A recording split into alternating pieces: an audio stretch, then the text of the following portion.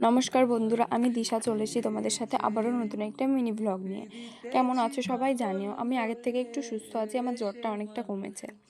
আচ্ছা দেখো, সকালে ঘুম থেকে ওঠার পরে ব্রাশ করার পরে ডিরেক্ট ভাত খেয়ে নিয়েছিলাম, খিদে পেয়ে গিয়েছিল খুব, তার জন্য। সকালে রান্না হয়েছিল পটল ভাজি আর লাউ ভাজি। আর তারপরে দুপুরবেলার দিকে ভাই করেছিল একটু আম মাখা খেয়ে ঘুমিয়ে পড়েছিলাম। ঘুম থেকে ওঠার পরে বাইরে গিয়ে দেখি বাইরেটা পুরো মাটি দেওয়া কমপ্লিট হয়ে গেছে। আর দুপুরে রান্না হয়েছিল শোল মাছ আর কচুর তরকারি, কিন্তু কচুটা গলেনি, তাই শুধু একটা মাছ নিয়েছিলাম আর সকালের ভাজাটা দিয়েই ভাত খেয়েছিলাম।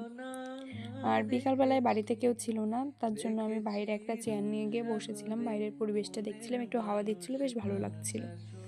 আর সন্ধ্যাবেলার দিকে আমাদের এখানে এক জায়গায় বড় ঠাকুরের পুজো হয়েছে, তো দিদি সেখান থেকে প্রসাদ নিয়ে এসেছিল, সেটাই খাচ্ছিলাম। এই চিন্নিটা খেতে না আমার ভীষণ ভালো লাগে, তোমাদের কার কার ভালো লাগে অবশ্যই বলো। আর রাত্রেবেলায় ভাই একটু বাঙি কেটেছিল, সেটাই খাচ্ছিলাম। চলো বন্ধুরা, তোমাদের সাথে দেখা হচ্ছে অন্য ব্লগে।